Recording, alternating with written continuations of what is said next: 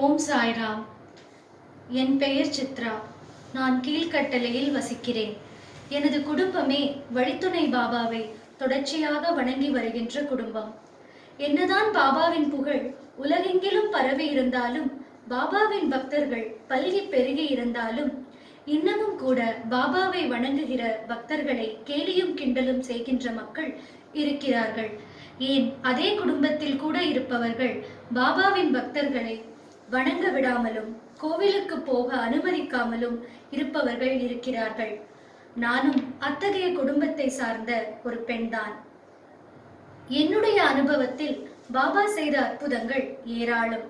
நானும் எனது தாயும் எனக்கான வரன் தேடிய போது வரவிருக்கின்ற மாப்பிள்ளை கண்டிப்பாக பாபாவின் பக்தராக இருக்க வேண்டும் என்று விரும்பினோம். அத்தகைய விருப்பத்தை நிறைவேற்றி வைத்து பலராமன் என்கின்ற மகன் போன்ற ஒரு மாப்பிள்ளையை அருளச் செய்தார். அது மட்டுமின்றி நல்ல ஒழுக்கமிக்கவராகவும் நற்செயல்கள் செய்பவராகவும் தர்ம சிந்தனை உடையவராகவும் கிடைத்தது அதைவிட சிறப்பு. இப்படியே சென்று கொண்டிருந்த வேளையில் சென்ற வியாழக்கிழமை காலை 8 மணிக்கு தன்னுடைய அலுவல் காரணமாக தன்னுடைய 2 சக்கர வாகனத்திலே என்னுடைய வீட்டில் இருந்து கீழ்கட்டளை நோக்கி சென்று கொண்டிருந்த போது அவருடைய வண்டியின் பின்னால் வந்த ஒரு மகிழுந்து மோதிவிட்டு சென்று விட்டது.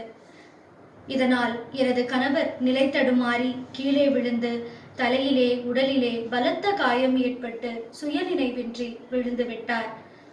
அந்த வழியாக நூற்றுக்கணக்கான வாகனங்களும் மனிதர்களும் சென்று கொண்டே இருந்தார்கள். ஒருவர் கூட மனிதாபிமானத்தோடு அவரை மருத்துவமனைக்கு கொண்டு செல்ல முயற்சிக்கவில்லை. பொதுவாகவே விபத்து ஏற்பட்ட அந்த 1 மணி நேரமானது ஆங்கிலத்திலே கோல்டன் ஹார் என்று மருத்துவர்கள் சொல்லுவார்கள். அத்தகைய நிமிடங்கள் எனது கணவருக்கு கரைந்து கொண்டே இருந்தது. ஆனாலும் இவைகளை அறியாமல் அருகிலேயே இருந்த எனது வீட்டிலே நான் இருந்தேன். பாபாவின் கருணை பார்வை கிடைக்க பெற்று அந்த வழியாக சென்ற நடராஜ் என்கின்ற சாய் பக்தர் என் கணவரை சாலை ஓரமாக தூக்கி உட்கார வைத்து ஆஸ்வாசப்படுத்தி முதல் உதவிக்காக என்னை அழைக்க முயற்சி செய்து கொண்டிருந்தார். எனது கணவருடைய கைபேசி பேட்டர்ன் லாக் செய்யப்பட்டு மற்றவர்களால் உபயோகிக்க முடியாதபடி இருந்தது. இருந்தாலும் தொடர் முயற்சியாக அவருக்கு உதவி செய்த சாய் பக்தர் நடராஜ் மயக்க நிலையில் இருந்த எனது கணவருடைய கை விரல்களை ஒவ்வொன்றாக எடுத்து கைபேசியில் அழுத்தி பார்த்ததினால் கைபேசி திறந்து கொண்டது. அதிலும் மனைவி என்றோ மை வைஃப் என்றோ எனது பெயர் குறிப்பிடப்படவில்லை.